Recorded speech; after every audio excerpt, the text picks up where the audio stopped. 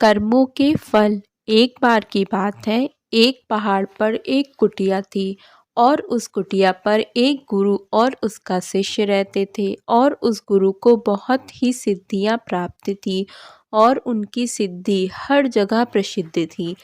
वह वहाँ के लोगों में इतनी ज़्यादा प्रचलित कि लोग उनकी शक्तियों से भली बात परिचित थे। वह ध्यान में बहुत ही ज़्यादा लीन रहते थे। कई बार वह 2-2 3-3 दिनों तक ध्यान में बैठे रहते थे, पर वह कुछ खाते पीते भी नहीं थे। उनके ध्यान की शक्ति की खास बात यह थी कि वह ध्यान करते करते भविष्य देखने में सक्षम थे।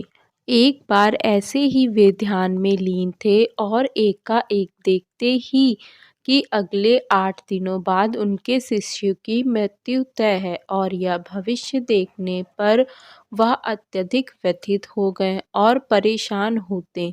उनका ध्यान एकाएक भंग हो जाता है और वह सारी बातों को सोचकर घबरा जाते और वह सोच में डूब जाते कि मेरे शिष्य के पास जीवन के केवल 8 ही दिन शेष हैं। इसके बाद गुरु अपने शिष्य के पास जाते और उसे कहते कि मैं सोच रहा हूँ कि तुम अगले 8 दिनों के लिए अपने परिवार के पास उनके गांव में मिलने के लिए चले जाओ। यह बातें सुनकर उनका शिष्य बहुत ज़्यादा खुश हो गया और वह अपने गुरु को कहता कि गुरुजी, सच में मुझे बहुत दिनों से अपने परिवार वालों की याद आ रही थी। मैं भी सोच रहा था कि मैं भी अपने परिवार वालों के पास जाकर मिल लेता हूँ। और वह अपने गुरु से आज्ञा लेते हुए पहाड़ी के नीचे की ओर चलना शुरू कर देता है, लेकिन इस पर बात पर ध्यान नहीं देता कि उसके गुरु की आंखों में आंसू आए हुए होते हैं। वह चलते चलते पहाड़ के जैसे ही नीचे एक समुंदर के पास पहुंचता है तो देखता है कि एक रेत के टीले के पास चींटियों का घर था और उस घर में बहुत सारी चींटियां बाहर की तरफ आ रहे थे और बहुत सारी चींटियां अंदर की तरफ जा रही थी। चींटियां आपस में बार बार टकराकर अपनी दिशा को खो देती और उससे बाद फिर से इधर उधर चलना शुरू कर देती।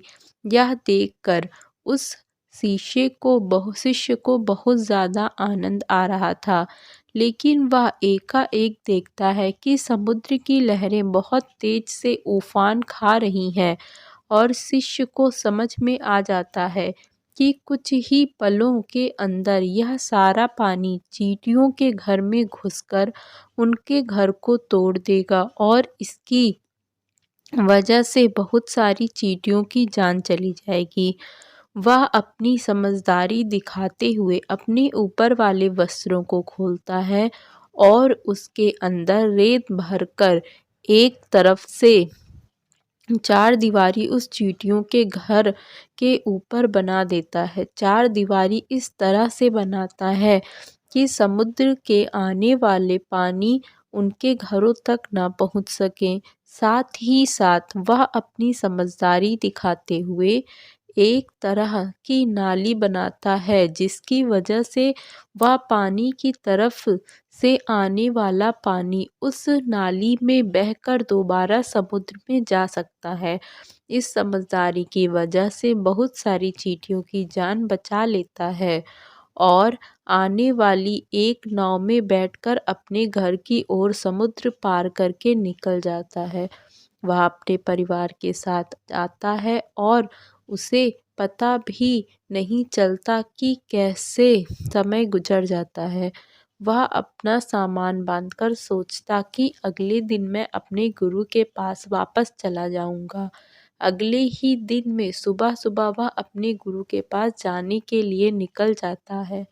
वह उसके गुरु कुटिया में बहुत ही ज़्यादा दुखी होते हैं। उनको लगता है कि उनके शिष्य के 8 दिन पूरे हो गए। अब तक तो मेरा शिष्य इस दुनिया को छोड़कर जा चुका होगा। वह गुरु उसके दुख में होते हैं। कि एकाएक वह देखते हैं कि कोई मनुष्य उनकी कुटिया की ओर आ रहा है। वह अब ढंग से देखते हैं तो उनको पता चलता है कि यह तो उन्हीं का शिष्य है जो उनकी ओर चले जा रहा है। वह दौड़कर अपने शिष्य के गले लग जाते हैं और अपने शिष्य का हाल चाल पूछते हैं और शिष्य यह देखकर चौंक जाता है। गुरु को समझ नहीं आता कि कैसे उनका देखा हुआ भविष्य गलत हो गया। वह अपने शिष्य से पूछते हैं कि बेटा तुमने इन 8 दिनों में क्या-क्या किया? शिष्य अपने परिवार के साथ बिताए हुए सारे पलों के बारे में बता देता है, लेकिन उसके गुरु को ऐसा कुछ भी इन 8 दिनों में खास नहीं लगा। फिर शिष्य कहता है कि मैंने आपको एक बात बताना भूल गया। जब इस पहाड़ी से मैं नीचे समुद्र की ओर गया था, तब मैंने ऐसे ही एक चींटियों की जान बचाई थी। उसके बाद गुरु समझ जाते हैं कि उसके कर्मों की वजह से ही वह शिष्य बच पाया था और गुरु एकाएक कहते हैं कि कर्म जरूर लौटकर आते हैं। तो साथियों, इस कहानी से हमें यह सीख मिलती है, जीवन में हमेशा ऐसे कर्म करो जो कभी लौटकर भी आएँ तो आपका भला ही करें। हमारे कर्म हमेशा लौटकर वापस ज़रूर आते हैं।